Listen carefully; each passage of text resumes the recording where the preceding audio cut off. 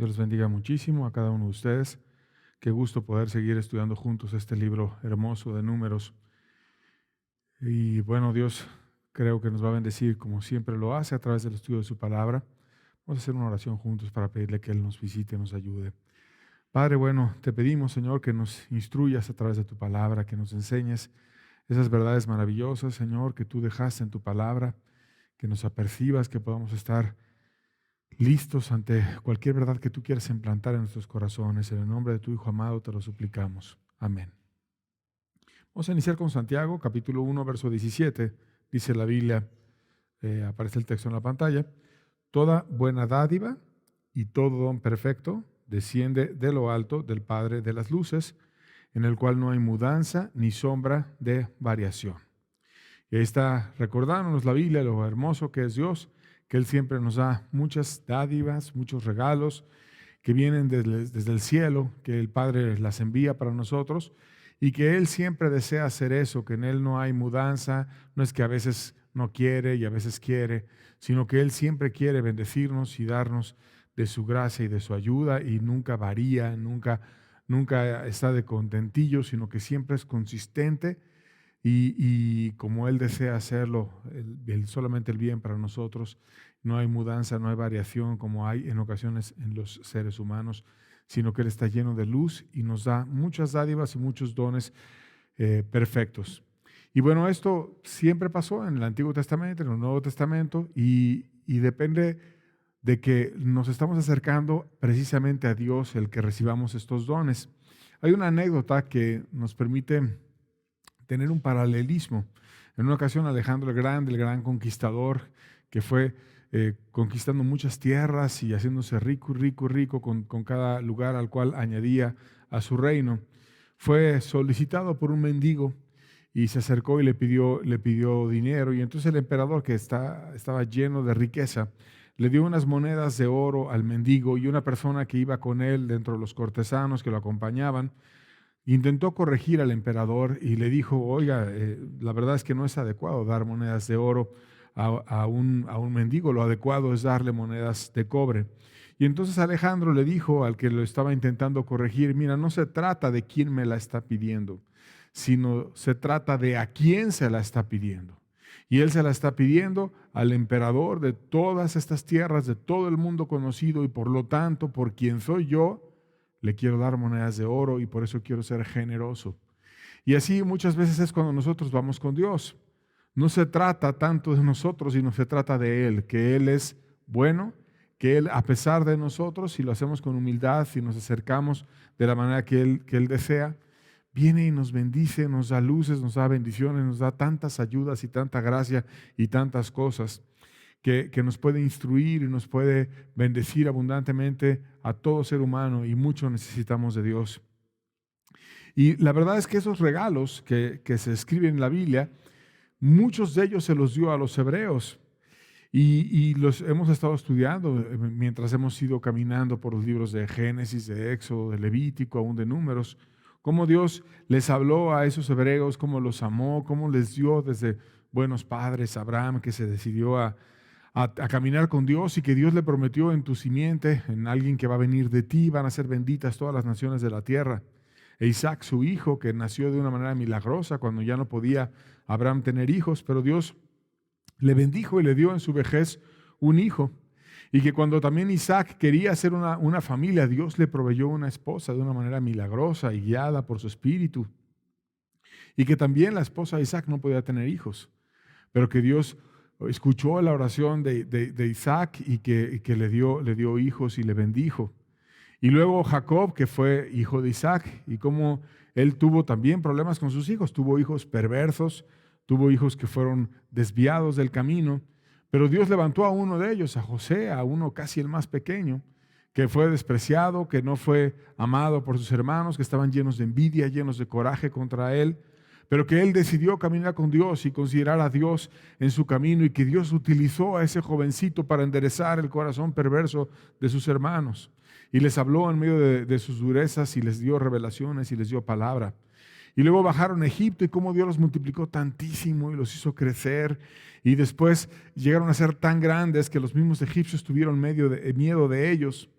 Y cuando los empezaron a hostigar, después Dios vino y los liberó, los alimentó, les protegió, les abrió el mar, les guiaba con una nube para que no tuvieran sombra en medio del desierto, les llevaba a lugares preciosos donde había como un oasis, donde había palmeras, donde había bendición, les daba su palabra, los organizó por sus ejércitos, les dio a los levitas, donde estaban ellos consagrados para poder buscar a Dios, donde podían conocer a Dios de una manera más cercana. Y les dio una bendición adicional, además de que los organizó por tribus y todo ordenadito, toda la nación con sus leyes, todo precioso.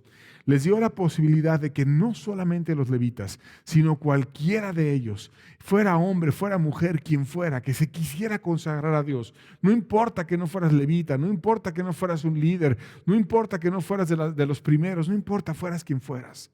El que quisiera consagrarse a Dios, Dios iba a revelar e iba a tratar con esa persona y le iba a hablar. Y viene entonces en esa parte de Números, en el libro de Números, un voto que es el nazareato, que lo vamos a leer, de cómo Dios le habló a cualquiera que se quisiera consagrar a él. Número 6, versos 1 al 2, dice la Biblia: habló Jehová a Moisés diciendo, habla a los hijos de Israel y diles, el hombre o la mujer que se apartare haciendo voto de nazareo para dedicarse a Jehová. Y te empieza a decir requisitos que iban a tener esos nazareos. No importa si era hombre o si era mujer. Fíjate qué revolucionaria es la Biblia. Y estamos leyendo pasajes que se escribieron hace muchos miles de años, los primeros textos de la Biblia que fueron escritos. Y dice aquí, no importa que fuera hombre o mujer. Mucha gente piensa que solamente los hombres pueden hacer cosas, pero aquí era, si tú te quieres consagrar a Dios, si eres hombre o mujer, no importa. Lo que importaba era el corazón. No era para una tribu especial, no era para los de Leví, no era para los de Judá, que ya estaba profetizado que de ellos iba a venir el libertador. No era solamente para ellos, era para el que quisiera.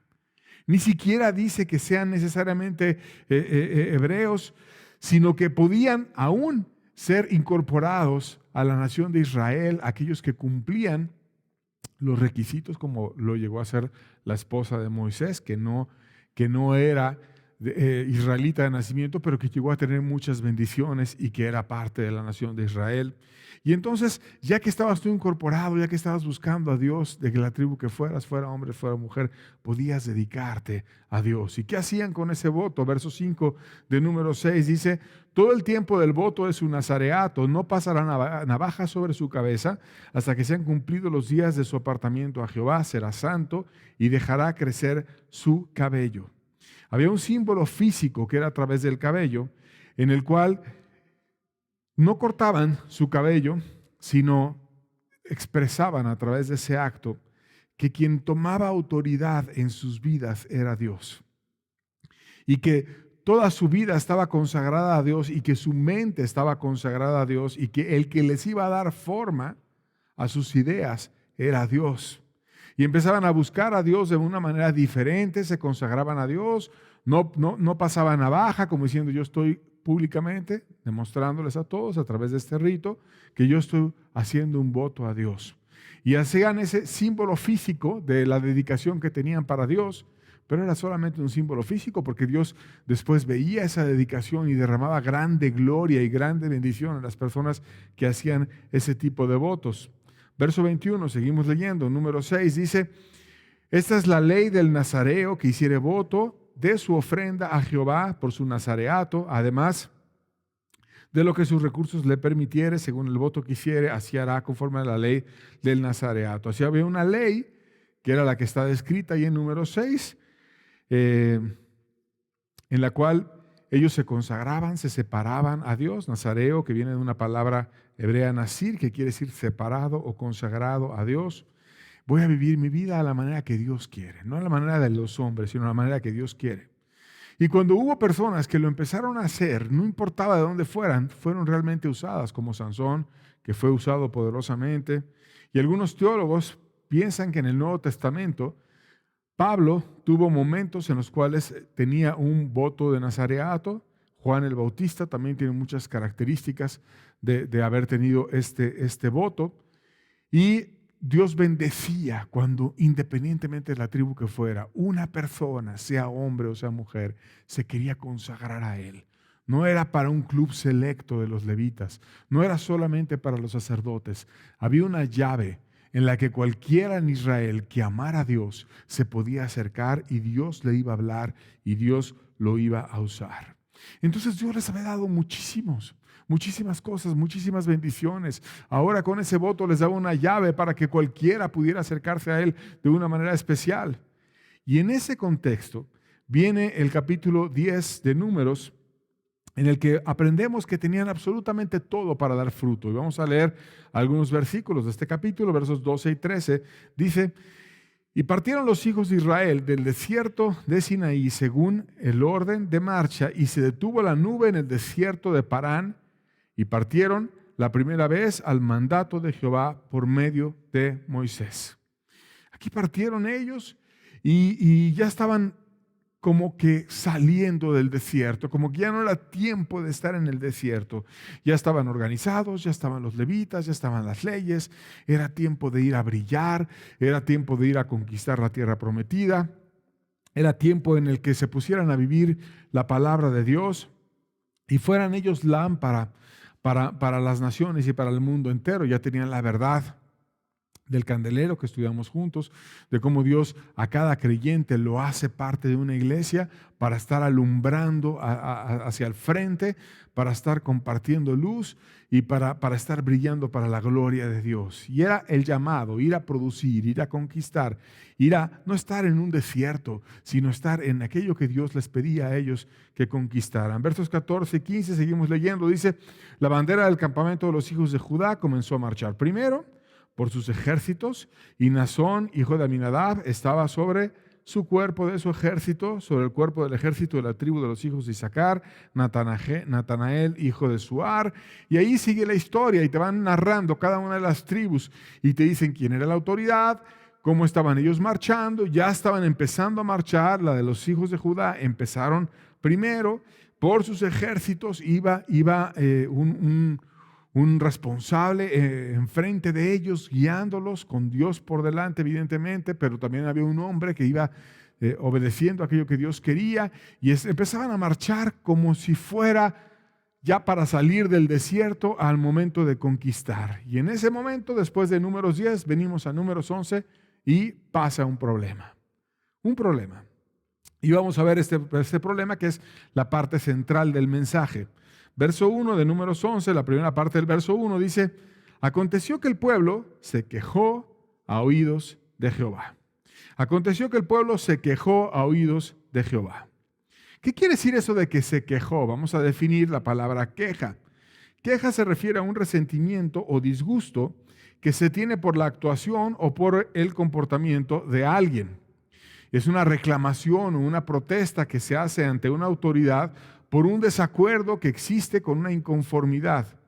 Y ahí puede haber una expresión que puede ser un suspiro o un dolor, una pena, así como que yo estoy reclamando, hay una protesta, no estoy de acuerdo con esto y voy con la autoridad y me quejo, estoy en desacuerdo, estoy en disgusto y puede ser incluso que tenga un resentimiento contra todo eso. Y se quejó.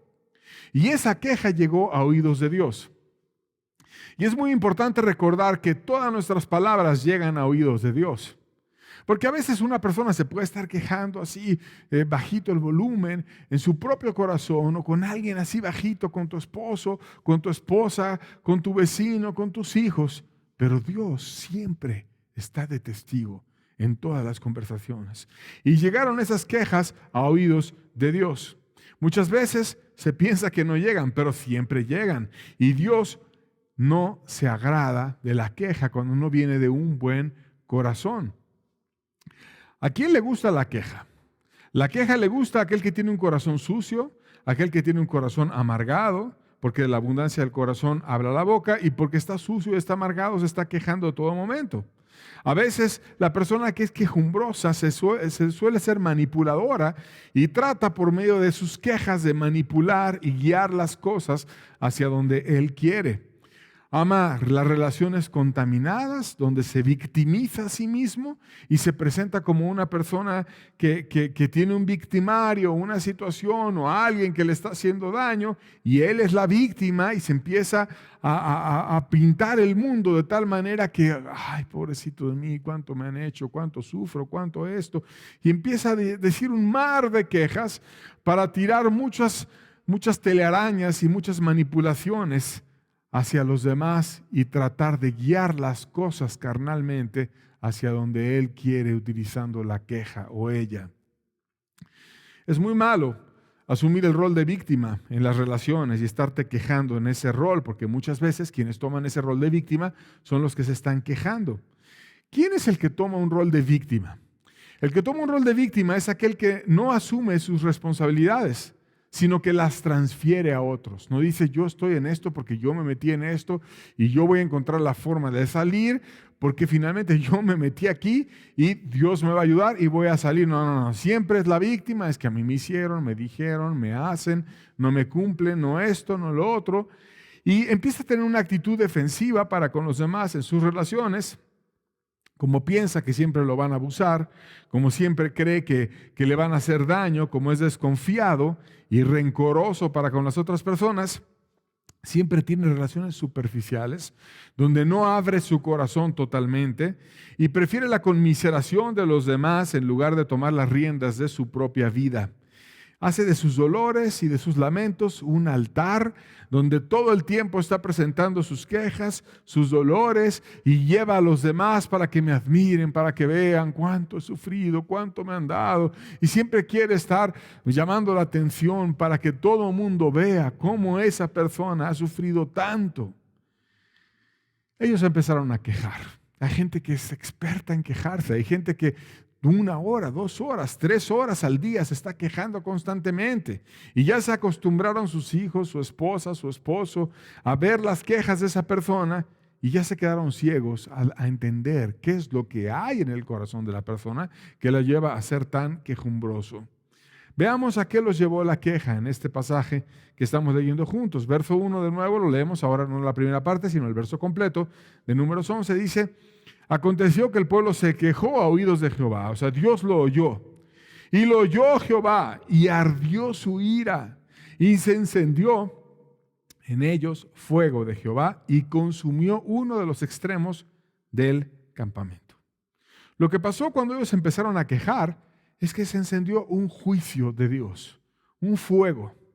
El fuego en un sentido positivo calienta, alumbra, purifica, representa la santidad de Dios, representa el liderazgo de Dios, representa la protección de Dios, representa la transformación que hace Dios, porque dice la Biblia que Él hace los vientos sus mensajeros y llamas de fuego sus ministros, y Él puede poner ese fuego en sus corazones, pero también en un sentido negativo representa que quema, que destruye, representa el enojo de Dios, representa el castigo de Dios, de tal manera que el fuego puede ser una bendición o puede ser una maldición. Y en esta ocasión no se prendió el fuego para tener una bendición donde transformar sus corazones, sino para juzgar su necedad y su queja. ¿Dónde se prendió? Dice la Biblia, en los extremos del campamento, en las orillas del campamento. Y es interesante eso de que fueran las orillas, porque recuerda que en el centro del campamento estaba el tabernáculo, estaba donde estaba Dios. Si tú querías irte a acercar a Dios, si tú tenías alguna situación que arreglar con Dios, si tú querías ir a orar a Dios, si tú querías irte a reconciliar con Dios, ibas y te acercabas al centro y podías exponer aún tu corazón, aunque fuera una queja bien puesta, que me refiero bien puesta, es expresada con respeto ante Dios y no ante los hombres murmurando, sino ante Dios. Y hubiera sido la forma correcta de canalizar una tentación.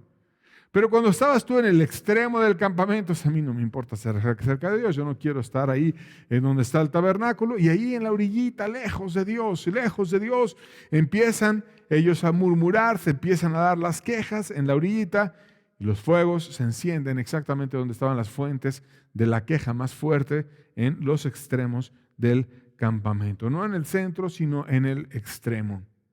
Es simbólico.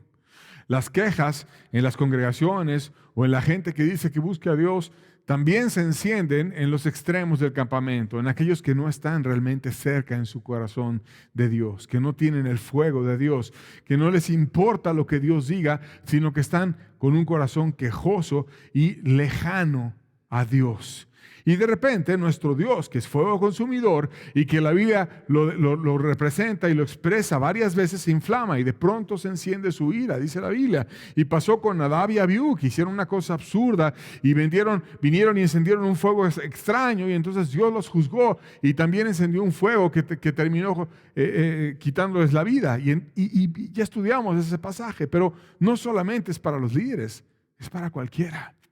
Y si le pasó a los líderes, también le iba a pasar al pueblo, y ellos también hicieron cuestiones erradas, y entonces les cayó un juicio después de tantas bendiciones que Dios les había dado.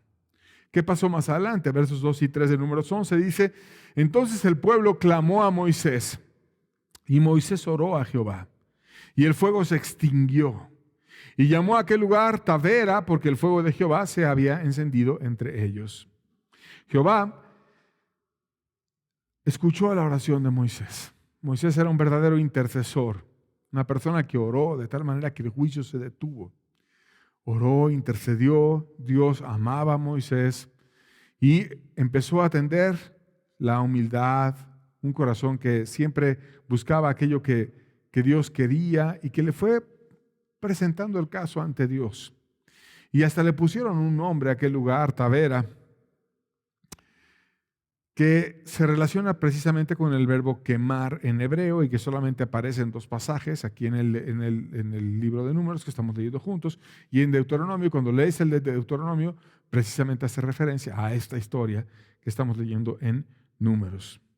Dios nos amplía la razón de por qué pasó esto, nos empieza a expresar por qué pasó ese juicio. Verso 4 de Números 11 dice: y la gente extranjera que se mezcló con ellos tuvo un vivo deseo, y los hijos de Israel también volvieron a llorar y dijeron: ¿quién nos diera comer carne? Aquí la Biblia nos dice que los extranjeros tuvieron un vivo deseo. Ahora, ¿qué problema con los extranjeros? Realmente el que una persona fuera extranjera quiere decir que no iba a tener la bendición de Dios. Bueno, la Biblia nos habla de extranjeros que fueron muy bendecidos por Dios. Por ejemplo, Ruth tiene un libro dedicado a la historia de su vida y es precisamente una persona extranjera. Y no solamente era extranjera, que fue incorporada al reino de Dios, sino que es una persona de la cual desciende nuestro Señor Jesucristo.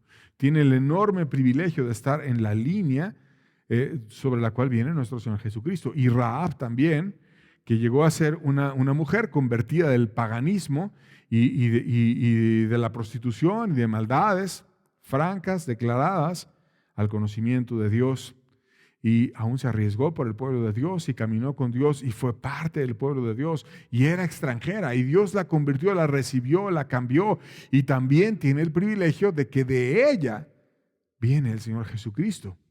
Y la Biblia nos habla de la reina de Saba, que viajó muchos kilómetros para oír la sabiduría de Salomón, y el mismo Jesucristo la tomó a ella de ejemplo, y con el ejemplo que ella dio va a condenar a muchos, porque ella vino desde muy, muy lejos a oír la sabiduría de Salomón, y ahí había más que Salomón, que era Jesucristo, dando testimonio de verdades más grandes que aquellas que dijo Salomón. Y la reina de Saba se iba a levantar en el día del juicio contra aquellos hombres que no querían escuchar a Jesús y los iba a condenar. Por lo tanto, está diciendo que esa reina de Saba iba a ser salva, que aprovechó esas verdades y era extranjera. Entonces, la Biblia nos habla de extranjeros que fueron convertidos, que se volvieron a Dios, que creyeron a Dios. ¿Qué problema entonces con los extranjeros? ¿A qué se refiere esto con los extranjeros? ¿Que no acaso Dios es Dios de los israelitas y de todo aquel que quiera creer en Él? Por supuesto que sí. El Padre mandó a Cristo a morir por el mundo entero, no solamente por una nación, sino por el mundo entero, y de toda tribu, pueblo, lengua y nación van a venir a adorarle a Él, y Él es digno que de la tierra entera, y no solamente la tierra entera, sino todo el universo y más allá de Él, todo adore a Dios. Entonces extranjeros se refiere a extranjeros en el corazón, a extranjeros que eran lejanos a Dios en el corazón, que sí tenían la situación de que venían de alguna nación que se estaban incorporando a Israel, a lo mejor por conveniencia, por lo que fuera, pero que no habían cambiado su corazón, como sí lo cambiaron los otros extranjeros, que iban a ser verdaderos israelitas, como la reina de Saba, como Rahab, como Ruth, como otros que vinieron a ser creyentes de verdad. Dios nos describe cómo era la queja de ellos. Versos 5 y 6 de Números 11 dice: nos acordamos del pescado que comíamos en Egipto de balde, de los pepinos, de los melones, los puerros, las cebollas y los ajos. Y ahora nuestra alma se seca, pues nada sino este maná en nuestros ojos. Y es interesante la forma en la que se expresan de lo que estaban viviendo. Comíamos en Egipto de balde, o sea, de gratis. Casi los egipcios estaban a nuestro servicio y nos traían gratis melones, pepinos, puerros, cebollas y ajos. Ahora nuestra alma está seca, estamos mal y no vemos nada. Y ves que estaban cambiando absolutamente toda la historia, porque la historia no fue así.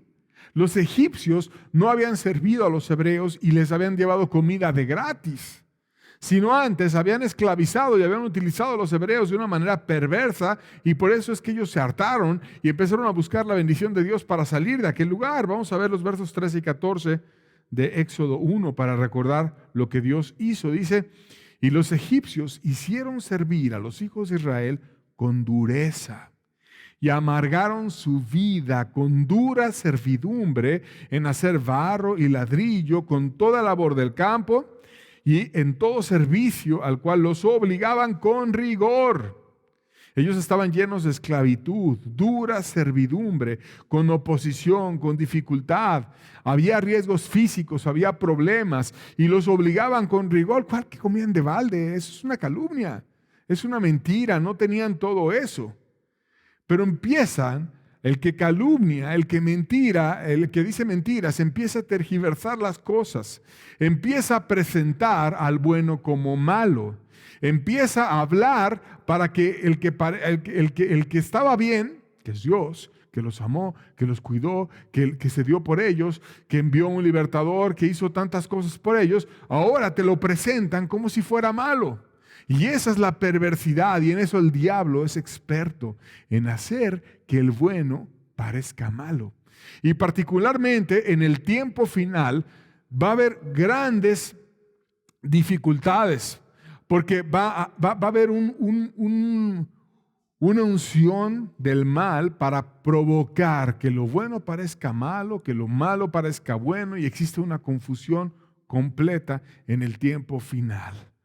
Vamos a ver cómo ellos estaban en grandes riesgos físicos, no solamente en esclavitud. En Éxodo 1, versos 15 al 16, seguimos leyendo la historia, dice: y habló el rey de Egipto a las parteras de las hebreas, una de las cuales se llamaba Cifra y otra Fúa, y les dijo: cuando asistáis a las hebreas en sus partos y veáis el sexo, si es hijo, matadlo, y si es hija, entonces que viva.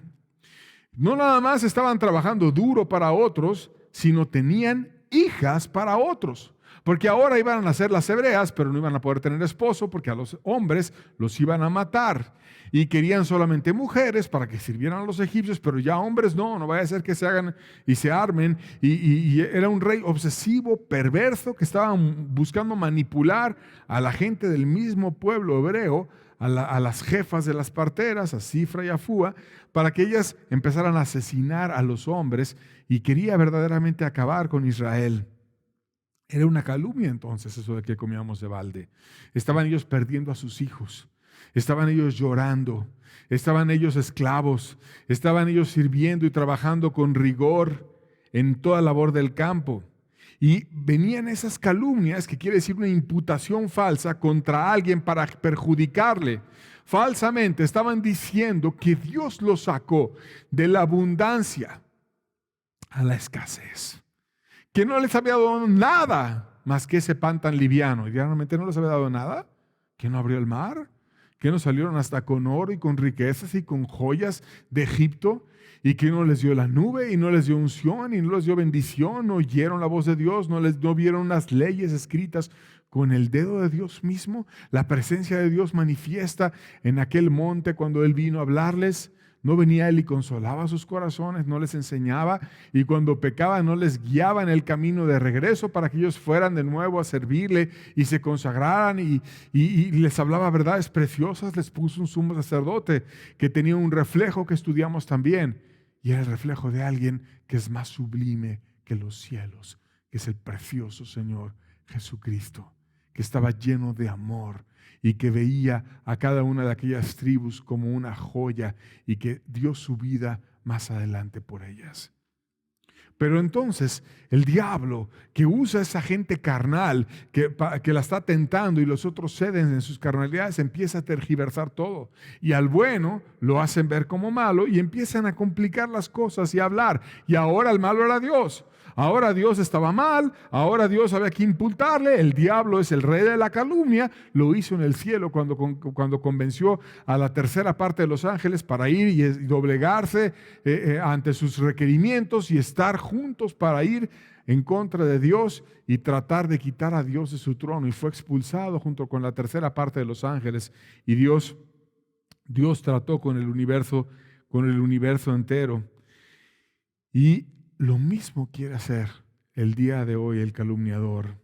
La Biblia nos advierte de que tengamos cuidado de no estar cayendo en este tipo de tentaciones. Levítico 19, verso 16, vamos a estudiar verdades al respecto. Dice, no andarás chismeando entre tu pueblo, no atentarás contra la vida de tu prójimo, yo Jehová. La Biblia te prohíbe que estés chismeando. En otra traducción, esa palabra chismeando te dice que no estés calumniando. Es decir, no estés hablando con imputaciones no averiguadas para generar divisiones con la gente en asuntos que son graves. No seas una persona que estés murmurando. ¿Quién murmura? Murmura el cobarde, murmura el que lo hace a las espaldas de la persona contra la cual está hablando. A las espaldas, y cuando ella no está ahí, entonces está hablando de ella, pero no de frente. O si lo llega a hacer de frente, en una situación desventajosa donde nada más pueda hablar él o ella y donde le diga a los demás que se callen y solamente él tenga la palabra, no es como decir, bueno, vamos a tener un debate, voy a hablar tanto tiempo, ahora tú hablas tanto tiempo y empezar a poder aclarar las cosas delante de los demás. No le importa eso. Le importa ir cobardemente a desacreditar y hablar en contra de su prójimo a sus espaldas. Y como la gente suele ser ligera, superficial, que no averigua, que no investiga, se bebe ese odio, esa envidia, esa cobardía, no tiene celo por arreglar nada y empieza a beberse las palabras del que murmura, y entonces Dios ve desde el cielo cómo es desacreditado el nombre de aquel contra el cual están murmurando y no le agrada eso. Hay muchas iglesias que tristemente son un centro de chismarajos, que están constituidas por familias, que sus mesas cuando van a comer es un chismarajo todo el tiempo la gente está hablando murmuraciones de unos contra otros y no van y averiguan realmente, no tratan de amar, no van a orar para ayudar al que está caído, al que está necesitado, sino nada más es estar desacreditando y hablando y destruyendo a su prójimo. ¿Qué es lo que Dios había hecho por ellos cuando decían que solamente les daba ese maná y ese pan tan ligero? Versos 7 al 9 de Números 11, contra Dios se murmuraba, pero sin embargo Dios les había hecho el bien. Dice, y era el maná como semilla de culantro, y su color como de bedelio. Y el pueblo se esparcía y lo recogía y molía en molinos, y lo majaba en morteros, y lo cocía en caldera, o hacía de él tortas. Su sabor era como sabor de aceite nuevo. Y cuando descendía el rocío sobre el campamento de noche, el maná descendía sobre él. Ellos tuvieron rocío en el desierto, ellos tuvieron pan en el desierto, donde no había una forma, si no fuera por la mano divina, de tener pan y de tener no cualquier pan, sino un pan enviado por Dios. Dios les dio las mejores de las provisiones, les dio aceite nuevo, pero el murmurador nunca va a estar satisfecho. El murmurador siempre pone su sabiduría antes que Dios. El murmurador siempre cree que tiene un mejor camino y que tiene una mejor manera de hacer las cosas. En Egipto, ellos comían las sobras, lo que no querían los egipcios, lo que les quedaba ahí como esclavos. Y aquí solamente tenían que recogerlo, tenían que ir, tomarlo, junto con el rocío temprano venía ese maná y lo preparaban de muchas formas. Y Dios les proveía. Finalmente, el desierto era un periodo de paso. Era un periodo que les pudo haber tomado 3 meses, en lo que ellos se organizaban, en lo que buscaban a Dios, en lo que adoraban, en lo que entendían la ley, en lo que buscaban, en lo que empezaban a acomodarse por sus ejércitos, las reglas que aprendieron. Era un periodo breve e ir a conquistar la tierra prometida. Mas ese periodo se fue alargando y alargando. Y vamos a ver cómo esa murmuración puede contaminar grandemente. Y a Dios no le agrada nada eso. Verso 10 de Números 11 dice, y oyó Moisés al pueblo que lloraba por sus familias, cada uno a la puerta de su tienda, y la ira de Jehová se encendió en gran manera y también le pareció mal a Moisés. Ellos ahora estaban reunidos por familias no para adorar a Dios, no para ir a reconciliarse con Dios, sino llegaban a sus familias y se ponían cada uno a murmurar contra Dios, a hablar en su tienda, y dice que la ira de Jehová se encendió en gran manera. ¿Por qué? Porque los padres chismosos, los padres murmuradores, los padres que no amaban a sus hijos, en vez de ir a averiguar las cosas, en vez de ir a reconciliarse, en vez de ir, salir del extremo del campamento, acercarse al centro, buscar la gracia de Dios, venían y hablaban con sus hijos y vertían la calumnia. Y a Dios no le agrada cuando los chismosos padres se ponen a murmurar en contra de Él, murmurar contra Dios y contaminar el corazón de sus hijos. Porque Dios particularmente defiende a los niños y se indigna bastante cuando el corazón de un niño es tropezado por la perversidad de un mayor. Y entonces los padres llegaban y contaminaban a sus hijos. Y cada familia se empezó a hacer así un centro de calumnia. Y dice que la ira de Jehová se encendió en gran manera. Dios te va a pedir cuentas de tus hijos. Te va a pedir cuentas de cómo tú te comportas con ellos, de cómo tú hablas delante de ellos, de cómo tú te diriges de tu prójimo con tus hijos. Y si tú le estás enseñando el camino verdadero o estás lleno de malicia y lleno de calumnias y lleno de maldad en tu casa. Había una persona que tenía galgos o perros y logró tener uno que era un animal prometedor porque hizo una cruza entre varios y pensaba que con ese iba a ganar muchas carreras, como lo suelen hacer en las carreras de galgos. Y le puso un nombre especial. Le dijo, ¿cómo se va a llamar? Se va a llamar calumnia. ¿Y por qué se va a llamar calumnia? Porque mira, las calumnias son las que más rápido corren. Y normalmente las pones y ¡rum! Como fuego, corren rapidísimo. Y así quiero que corra mi perro. Así corrieron esas calumnias. Empezaron de los extremos y todos al rato estaban llorando en casa. Me acuerdo de las sandías. Me acuerdo de los puerros. Me acuerdo de los melones. De veras, papá, ¿y cómo era así, mijito? Y hay todo el mundo llorando contra Dios y nada más que este pan tan liviano. Algo espantoso. Dios es bueno, pero con las calumnias lo hacían ver malo. Ellos estaban suplidos, pero con las calumnias parecía que les faltaba algo. Ellos debían de estar enfocados en conquistar la tierra porque ya tenían todo para ir a conquistar la tierra. Pero solo veían por su comodidad. Estaban desenfocados, no querían hacer aquello que Dios les pedía que hicieran. Ellos debían de preparar a la siguiente generación porque algún día esos adultos iban a dejar de estar ahí. Y en vez de estar preparando a la siguiente generación, estaban contaminándola y destruyendo sus propias casas y haciendo que sus hijos se perdieran por chismosos y murmuradores. Ellos debían de estar agradecidos.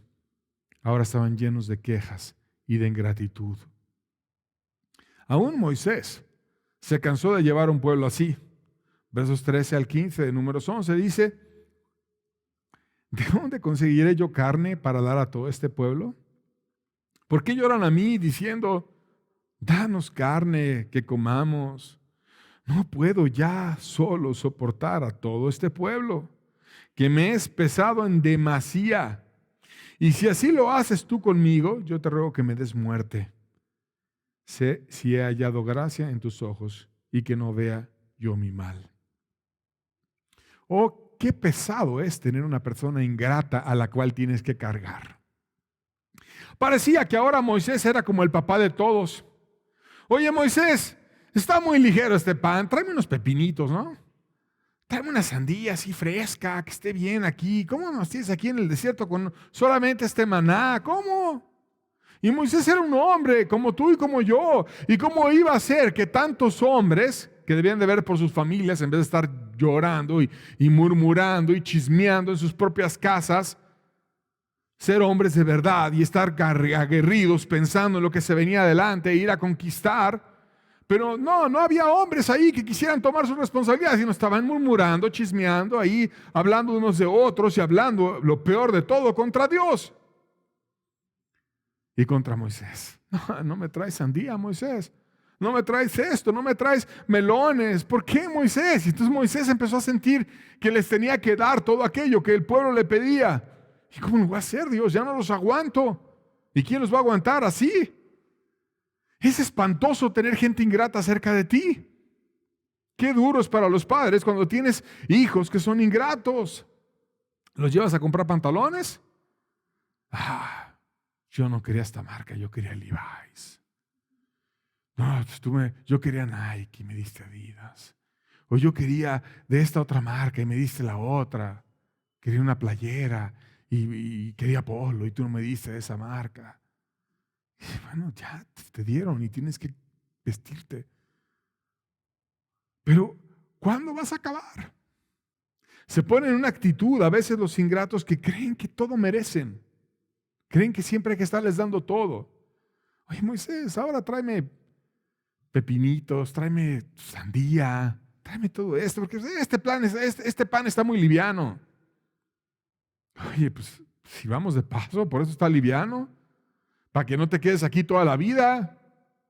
Pero las congregaciones y la gente tibia de nuestra época que no quiere salir a conquistar, que quiere solamente venir a escuchar o estar cómodamente en casa, a ver, a qué canal le prendo y a dónde me conecto. Pero no están pensando a qué van a conquistar ellos, sino están pensando en que les traigan toda la boca, todo peladito y en la boca, cómodo, fácil, no en hacer algo para Dios. Apaciéntame, dame de comer. Y se hacen una carga. Y Moisés dijo: ya no puedo, Dios, ya, de verdad, quítame la vida si así lo voy a hacer. Expresó su queja, no como los otros chismosos y murmuradores, con los hijos y con todo mundo, sino se la expresó a Dios, que es la manera correcta de poner una inconformidad. Y Dios, la única queja que escuchó fue la de Moisés, porque lo hizo adecuadamente. Ya no puedo llevar a este pueblo. Y entonces Dios puso del espíritu que había en Moisés en otros muchos que le ayudaron a llevar a ese pueblo. Levantó otros líderes, levantó un equipo, porque escuchó aquello que Moisés estaba hablando. Esa es la forma adecuada. Tienes una inconformidad, llévasela a Dios. Haz las cosas que Dios quiere. Pon las cosas en la balanza con Dios y espera de Dios la respuesta para ver qué hacer. Porque Moisés estaba en una situación muy difícil, porque estar con un quejumbroso es muy problemático. Mira lo que dice Proverbios 27, versos 15 al 16, dice: gotera continua en tiempo de lluvia y la mujer rencillosa son semejantes. Pretender contenerla es como frenar el viento o sujetar el aceite con la mano derecha. Así, gotera continua, así como algo que estás abajo de una gotera en tu cama y te está cayendo siempre. Una gota, otra gota, otra gota, otra gota, y te harta como una mosca que no la puedes matar y que está una vez pasando y otra vez, y otra vez, y otra vez, y otra vez. ¿Quién es así? Una mujer rencillosa, quejosa, amargada. Eso aplica para una mujer, para un hombre, no importa. Dios no hace acepción de sexos. Pretender contenerla, parar al amargado, parar al quejoso, parar al que le gusta hacer drama, siempre, ¡ay esto! ¡Ay! Todo es drama alrededor de esa persona. Siempre tiene que hacer el rol de víctima y andarse presentando delante de los demás para generar conmiseración. ¿Qué poco valor propio tienes tú, que tienes que andar generando las miserias, el amor de los demás a través de victimizarte y hacer que te tengan conmiseración los demás, por no humillarte a Dios e ir a que Él te dignifique en tu corazón y te cambie? Pero pretender contener a una persona es como frenar el viento. ¿Cómo frenarías tú el viento? Aunque te pongas así y trates de frenarlo, eres nada al lado del viento, no lo puedes frenar. Así, tratar de frenar al contencioso, al murmurador, no lo puedes frenar. O si quieres que no murmure, es como sujetar el aceite con la mano derecha. Imagínate que el aceite era algo muy valioso en aquel entonces. Entonces tienes aceite en la mano, pero no tienes un recipiente. Ay, no se te vaya a perder, no se te vaya a caer ni una gotita porque vale mucho. Ten cuidado, cierra bien los dedos para que no se vaya a caer el aceite. Ten cuidado, no puedes agarrar nada, no puedes abrir la mano, no puedes hacer nada porque tienes aceite. Algo valioso. Yo soy muy valioso. No me hagas enojar. No me hagas que explote porque entonces voy a hacer un drama. Así es la mujer rencillosa. Así es el hombre dramático, quejoso, que le gusta ser el centro de atracción con sus dramas en las casas que contaminan con sus amarguras, porque no se quiere arrepentir, porque no quiere dejar su corazón malo.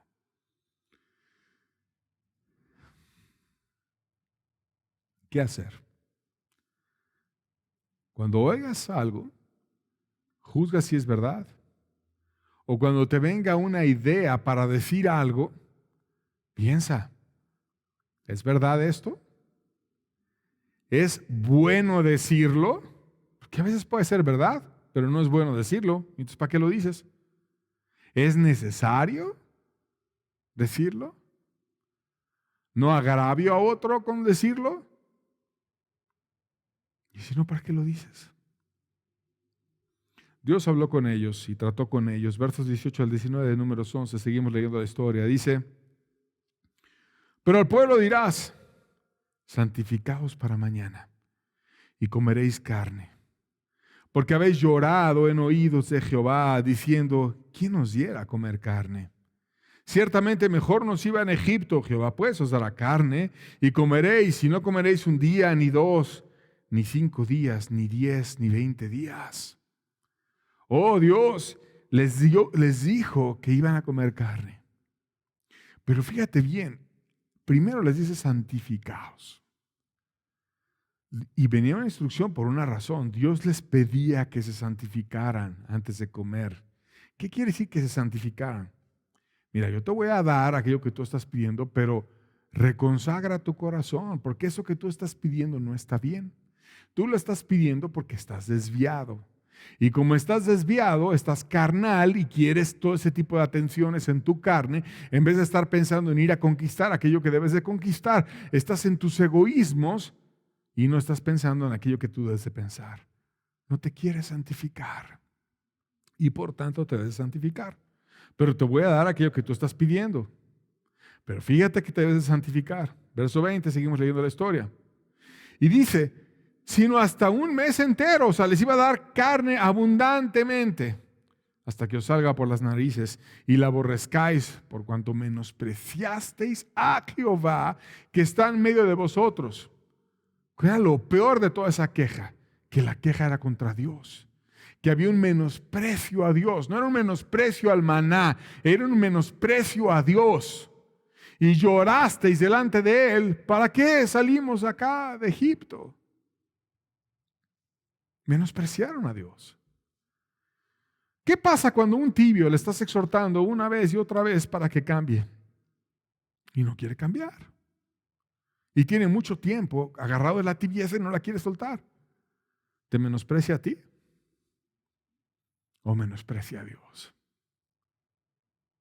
Si le dices, mira la iglesia tibia, aquí Cristo dice que Él está a la puerta y llama. Ya no está dentro, está a la puerta.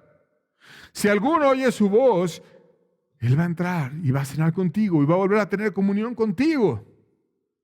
Pero el tibio sigue tibio. Sé pues celoso y arrepiéntete, pero sigue tibio. Y cuando se lo dices de una manera, de otra, con 1000 pasajes, pero sigue igual, ¿menosprecia al que predica o menosprecia a Dios? ¿Contra quién era esa queja? ¿Contra Moisés, que llegó a sentirse tan agobiado que dijo, ya no puedo, Señor? En su humanidad dijo, me quiero morir. Y Dios lo hizo fuerte y lo ayudó y le levantó un equipo. ¿O contra Dios? Pues el pasaje dice que era contra Dios y que el primer menospreciado era Jehová, que estaba en medio de ellos. Y si los murmuradores, que les parece poca cosa andar hablando con ligereza, descubrieran que todas esas quejas son primero contra Dios y que no es que sean unos héroes porque no van y hacen pecados gravísimos y sin embargo tienen sus corazones desviados y están llenos de soberbia y de maldad y de tibieza y no son héroes de nada, aunque en su mente se crean que lo son por la soberbia que tienen.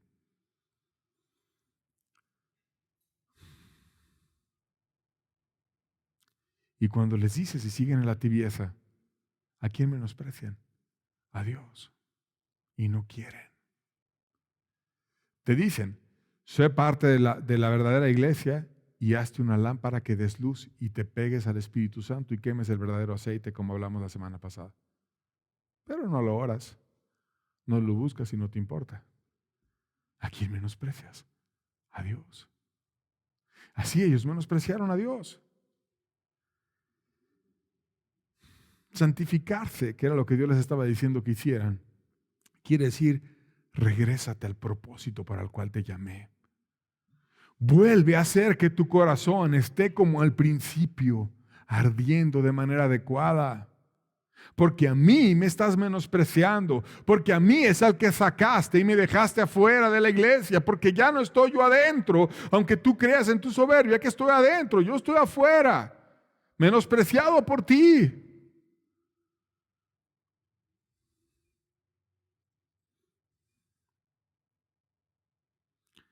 ¿Quién puede producir esa santificación?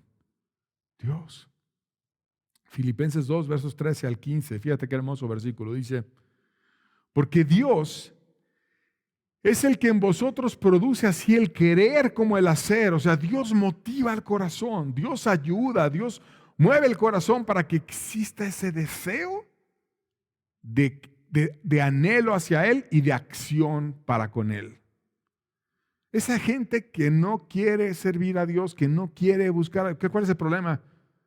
Pues que no tiene el Espíritu Santo y no se deja, tiene una pobre comunión con Dios, no quema aceite.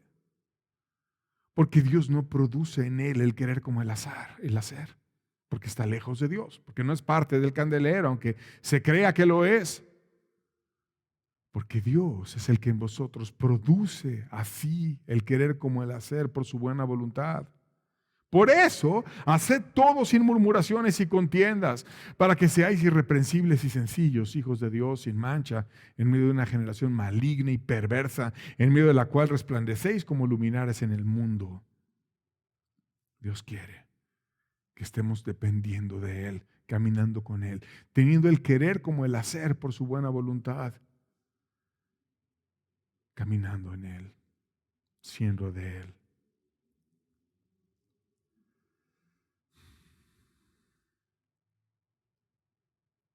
¿Qué debían de hacer? Santificarse para Dios. Poner a Dios antes que sus deseos, portarse a la altura, reconciliarse con Dios, cambiar la amargura por gratitud a Dios, dejarse de quejar en contra de Dios, restaurar sus corazones, restaurar el de los demás y no ir a llorar con sus familias para contaminarlas. Dios describe su actitud ligera y superficial. Salmo 106, versos 13 al 15 dice: bien pronto se olvidaron de sus obras, no esperaron su consejo. Se entregaron a un deseo desordenado en el desierto y tentaron a Dios en la soledad.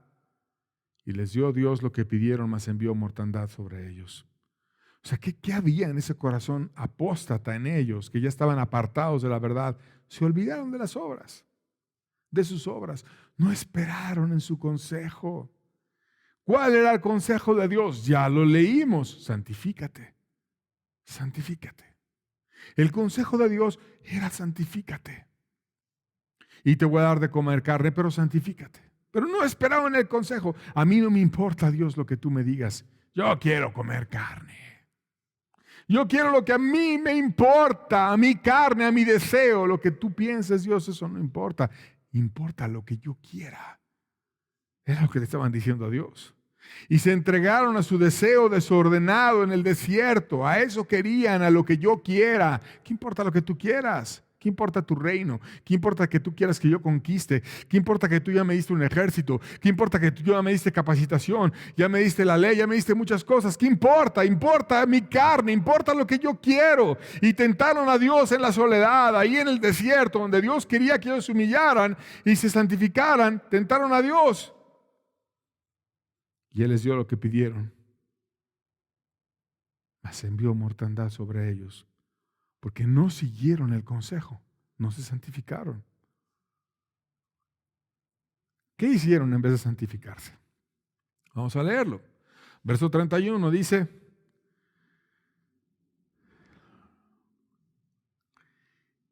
y vino un viento de Jehová y trajo codornices del mar y las dejó sobre el campamento.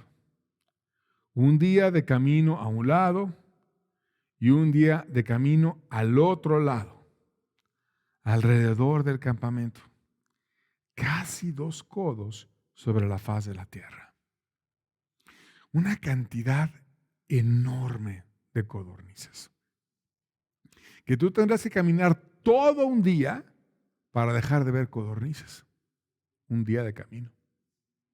Enorme. Un milagro grandísimo. Y pasó de un lado, pero también del otro lado, para que no tuvieras que ir al otro lado del campamento. A ambos lados les dio codornices. Casi 2 codos, un buen tramo. Todo eso a lo lejos, y caminabas horas y seguías viendo codornices. Una cantidad enorme de codornices. Era un milagro enorme. Si hubieran sido sensibles, hubieran dicho: Dios, tú vales más que las codornices. Y tú me pediste que me santificara. Perdóname, Señor, por estarte menospreciando. ¿Por qué no caer ahí? ¿Por qué no llevar su sacrificio como ellos ya estaban siendo enseñados y lo estudiamos para reconciliarse con Dios? ¿Por qué no se santificaron? ¿En qué sí actuaron con diligencia? Vamos a ver qué diligentes fueron. Verso 32 dice: entonces el pueblo estuvo levantando todo aquel día y toda la noche. Ahora no fue como cuando con el maná, que le salía ahí en la mañana y recogían el maná y lo comían. Todo el día y toda la noche. Y todo el día siguiente se desvelaron, mira. No durmieron en la noche y todavía al día siguiente. Y recogieron codornices. Y el que menos recogió 10 montones. Y las tendieron para sí alrededor del campamento. O sea, les dio una cantidad enorme de codornices. Y se pusieron a hacer como montañitas así de codornices. Y el que menos hizo, el que menos, no dice el que más, pero el que menos hizo 10 montañitas de codornices así. Ahora tengo, todas estas son mías. Pon las tuyas por allá. Todas estas son mías. Aquí son las mías. Y a lo mejor ponían su nombre. Y aquí son las de otro, etc. 10 el que menos hizo. Todo el día, toda la noche y todo el día siguiente. Ahí sí se desvelaron, fíjate. O es que el carnal puede ser muy carnal y muy esforzado para sus cosas personales, pero no para santificarse, no para ir con Dios, no para amar a Dios. Pero para sus cositas, a eso sí es muy, muy fiel y muy serio en andar delante de lo que a su carne le agrada. ¿Qué eran ellos? Eran religiosos enfocados en sí mismos, similares a la gente que solamente invierte tiempo y dinero cuando se trata de algo que necesariamente les va a servir a su carne, pero nunca invierten tiempo, dinero y esfuerzo en aquello que es para servir a los demás, sino solamente en aquello que es para ellos. Una cantidad enorme de codornices. Sin embargo, el juicio los alcanzó. Versos 33 al 34. Aún estaba la carne entre los dientes de ellos antes que fuese masticada. Apenas estaba en el primer bocado, cuando la ira de Jehová se encendió en el pueblo. E hirió Jehová al pueblo con una plaga muy grande. Y llamó el nombre de aquel lugar Kibrot Ataba, por cuanto allí sepultaron al pueblo codicioso. ¿Qué quiere decir codicioso? Aquel que tiene fuerza e ímpetu para buscar cosas que no debe. No lo debe, pero lo hace, y lo hace con fuerza y con ímpetu, con un deseo vehemente, con un deseo de corazón. Tenían todo el deseo para ir y hacer lo que a su carne les convenía. Ellos tenían la capacidad de ser luz, tenían la capacidad de ser bendición, pero no lo hicieron. Se pusieron a hacer lo que a su carne les convenía. ¿Por qué Dios los juzgó así? Porque no se santificaron. Porque les dio una probadita primero cuando incendió las orillas del campamento. Luego Moisés intercedió. Luego les dice, oye la oración de Moisés y les dice, santifícate, les da una oportunidad más. Hacen lo que quieren y van y buscan montones y montones de codornices para ellos mismos. Solamente para sí. Y entonces viene mortandad. Ni siquiera lo lograron disfrutar. Y vino un juicio enorme.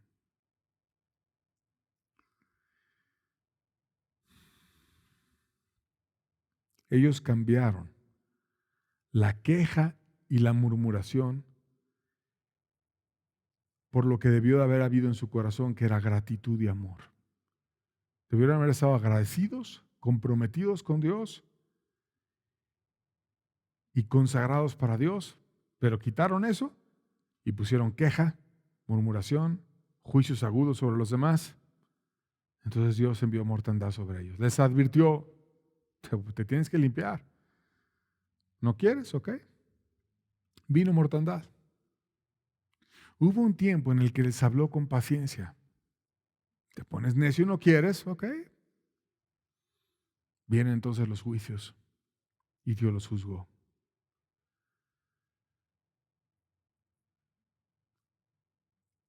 Lo increíble es que los seres humanos solemos pensar que las quejas no son tan graves. Como que son poca cosa hablar contra Dios. Como que no es tan grave ponerte a quejarte de aquello que no te es lícito y andar distorsionando la imagen de Dios ante los demás. Sin embargo, las quejas y las murmuraciones reflejan lo que hay en el corazón.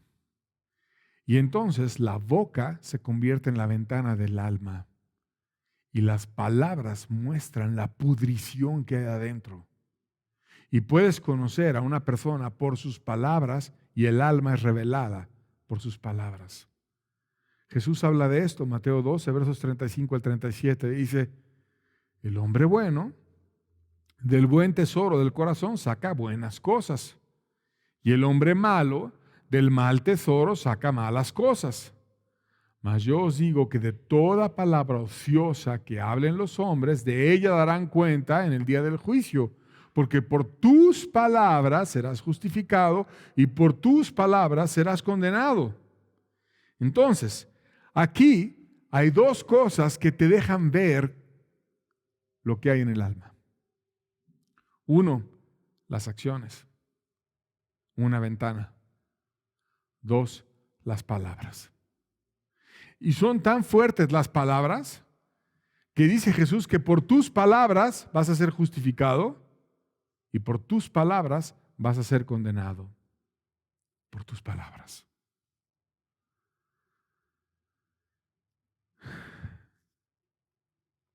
Tus palabras reflejan lo que hay en tu corazón. Reflejan si eres un hombre bueno o reflejan si eres un hombre malo. El hombre bueno del buen tesoro saca las buenas cosas. El hombre malo del mal tesoro saca las malas cosas. Yo te digo que por tus palabras, aunque sean ociosas, aunque sean pequeñitas, esas van a ser las que te salven o las que te hagan que te pierdas y te condenes en el día del juicio. Y querido amigo, la invitación hoy es a que tú apliques este mensaje, a que tú veas si tus palabras te aprueban o te desaprueban y que tú te atrevas a escarbar en tu corazón qué hay a través de las palabras, a través de los chismes, a través de las murmuraciones, a través de desacreditar a los demás y que logres escapar a tiempo. ¿Cómo escapar? Bueno, hay varias formas en las que podemos escapar. Número uno, debes de asumir tu responsabilidad. Cristo viene por aquellos que ven su enfermedad. Él es el buen médico que viene no a los sanos, sino vienen a los enfermos. Y si tú te reconoces enfermo, entonces Cristo puede venir y puede limpiar tu vida y te puede cambiar por completo. El que se victimiza y el que está todo el tiempo llorando y haciendo de ver a los demás como si fueran perversos y tergiversando el nombre de los demás, es un soberbio que no reconoce que necesita al médico. No puede decir yo soy el enfermo, porque dice el que se victimiza, ellos son los enfermos y yo soy su víctima. A mí me hacen daño, yo soy lo máximo, yo no fallo, es lo que está diciendo una persona así. Pero cuando quitas el rol de víctima y empiezas a aceptar quién eres tú y dices, no, yo he fallado y yo he hecho esto que está mal, entonces empiezas a asumir tu responsabilidad y puede venir el médico a sanarte a ti. Número 2, busquemos la fuente de la queja. ¿Qué hay en la queja? ¿Hay ingratitud en el corazón? Y por eso te estás quejando, porque no le estás agradeciendo a Dios. ¿Hay amargura? ¿Hay falta de un corazón restaurado? ¿Hay afán que no quieres confiar en Dios? ¿Qué hay? ¿Qué hay en ti que te lleva a quejarte todo el tiempo? Número 3, cambia tu corazón para que lo llenes de amor, de gratitud y de respeto. Y liga tus palabras a los principales mandamientos, que es amar a Dios sobre todas las cosas y al prójimo como uno mismo. 4, huye de la murmuración. Quita la envidia, el odio, la frustración, cualquier sentimiento que te lleve a tener maldad en contra de los demás.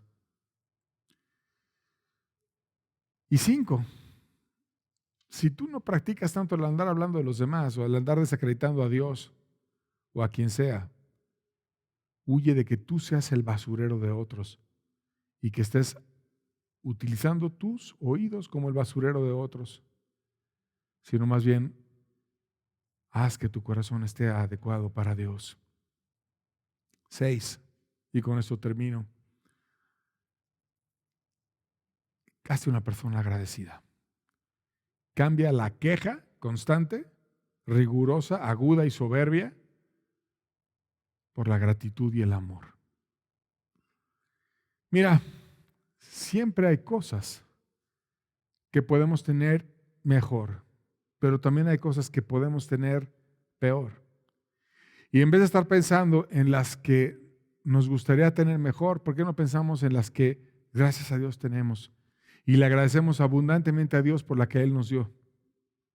Tienes un trabajo aburrido, pero bueno, gracias a Dios, tienes trabajo. Y hay muchas personas que el día de hoy no tienen trabajo. Tienes una casa chiquita, a lo mejor rentada, o a lo mejor la estás pagando. Y tú dices, ay, está muy grande la hipoteca y tengo que pagar esto o tengo que pagar la renta. Bueno, dale gracias a Dios. Porque hay muchos que viven en la calle y que no tienen esa casa que tú tienes. Tienes estrés con tus hijos. Y a lo mejor dices, ay, está muy difícil porque están mis hijos en la casa y ahorita no hay escuelas porque es la pandemia, etcétera. Dale gracias a Dios. Porque hay muchos que anhelan tener un hijo y no pudieron nunca tenerlo. No tienes comida en un restaurante de lujo. Sí, a lo mejor podrías tener una comida en un restaurante de lujo, pero tienes comida. Hay muchos que tienen hambre y que no tienen comida. Y el lunes que dices, ay, no quiero ir a trabajar, no quiero levantarme otro día más. Gracias a Dios tienes un día más. Porque hay muchos en el hospital que se están asfixiando y que quisieran tener un día más y que no saben si mañana tendrán un día más.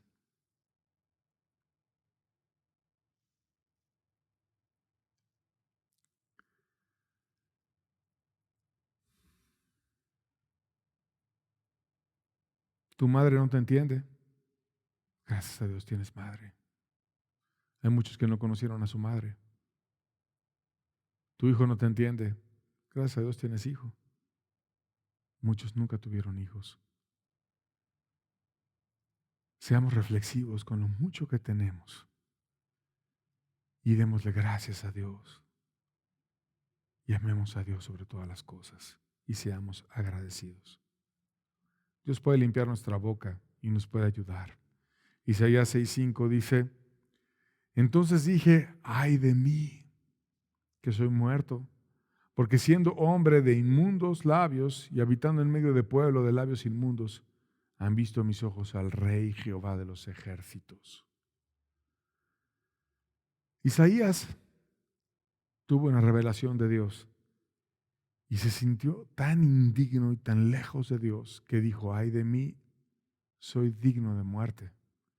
Soy como un muerto, porque llegué a ver a Dios y no estaba preparado.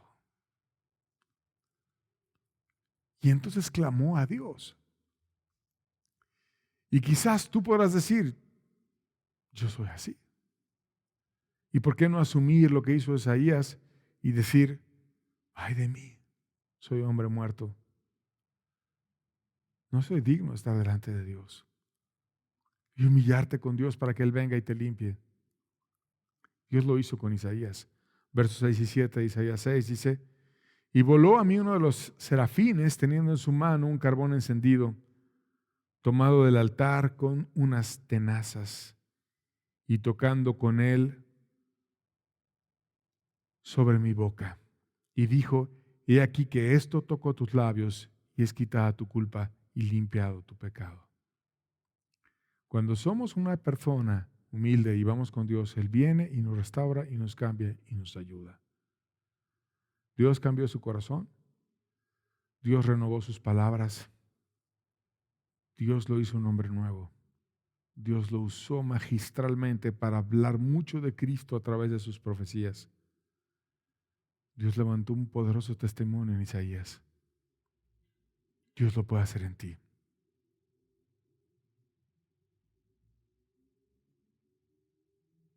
Sigue sus pisadas. Dios nos llama a ser la luz del mundo y no estar contaminando a través de chismes, murmuraciones, sino nos llama a estar caminando con Él. Con esta reflexión me despido. Dios les bendiga mucho. Estamos despedidos. Que tengan bonita tarde.